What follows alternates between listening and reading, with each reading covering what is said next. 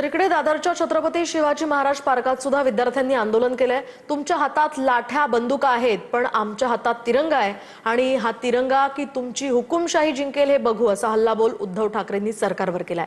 तर धर्मेंद्र प्रधान राजीनामा देईपर्यंत शांत बसायचं नाही असा इशारा आदित्य ठाकरेंनीही दिलाय।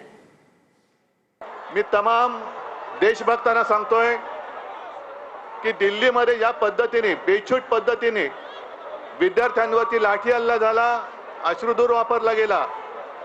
ठीक आहे,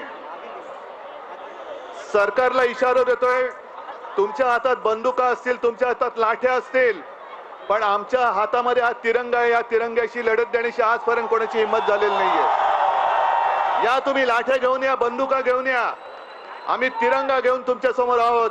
बघू तिरंगा जिंकतो का तुमची हुकुमशाही जिंकते।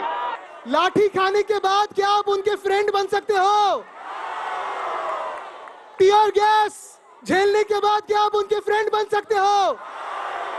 पेपर लीक होने के बाद क्या आप उनके फ्रेंड बन सकते हो? संविधान पे अत्याचार करने वालों के क्या आप दोस्त बन सकते हो? तो जब तक धर्मेंद्र प्रधान इस्तीफा नहीं देते क्या आप शांत बैठने वाले हो? आम्ही आज फक्त इकडे आलोय कारण तुम्हाला हात लागणार नाही, तुमच्यावर केसेस होणार नाही। तुम्ही जे करताय ते उत्तम आहे। देश पेटून उठलाय तुमच्यामुळे,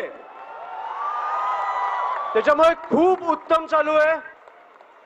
सरकार बॅकफूटवर गेलंय आणि अशा दहशतवादी सरकारला बॅकफूटवर टाकणारे आपले तरुण